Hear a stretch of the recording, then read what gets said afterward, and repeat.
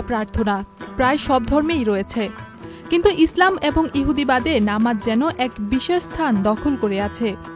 মুসলমানরা দিনে 5 বার নামাজ পড়েন, কিন্তু জানেন কি ইহুদিরা দিনে কয়বার প্রার্থনায় মগ্ন থাকেন? ইহুদি প্রার্থনা কি মুসলিম নামাজদের মতোই, নাকি এদের মাঝে রয়েছে বড় কিছু পার্থক্য?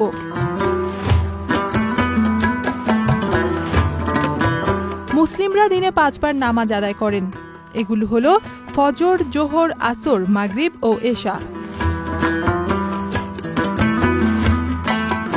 অন্যদিকে ইহুদিরা দিনে 3 বার প্রার্থনা করেন, সকালে, দুপুরে এবং রাতে। এই সংখ্যার পার্থক্য হলেও উভয় ধর্মেই দিনের বিভিন্ন সময় প্রার্থনার গুরুত্ব রয়েছে।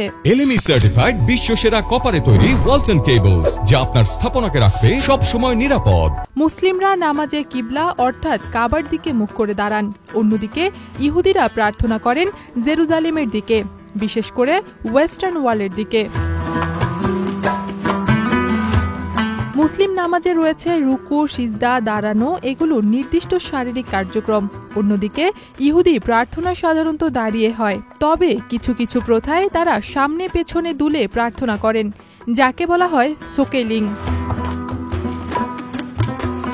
মুসলিমরা নামাজে আরবি ভাষা ব্যবহার করেন, মূলত কোরআনের আয়াত দ্বারা। ইহুদিরা হিব্রু ভাষায় প্রার্থনা করেন। তাদের প্রধান গ্রন্থ সিদ্দুরে প্রতিদিনের প্রার্থনায় পূর্ণ বর্ণনা থাকে। উভয় ধর্মেই ধর্মীয় ভাষা পরিবর্তনহীন রাখা হয় পবিত্রতা বজায় রাখতে।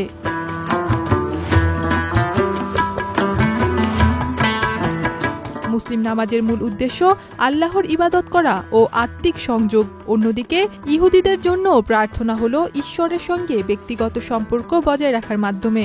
উভয় ধর্মেই প্রার্থনা ধৈর্য, কৃতজ্ঞতা ও অনুশোচনার একটি রূপ। মুসলিমরা নামাজ জামাতে পড়া উত্তম মনে করেন, বিশেষ করে পুরুষদের জন্য। ইহুদিদের ক্ষেত্রেও মিনিয়ান নামে 10 পূর্ণবয়স্ক পুরুষ একত্র হলে সমষ্টিগত প্রার্থনা করা হয়। এই দুই ধর্মেই সম্মিলিত প্রার্থনার একটি আলাদা গুরুত্ব রয়েছে। ইথিলা কবির প্রমা, চ্যানেল আই।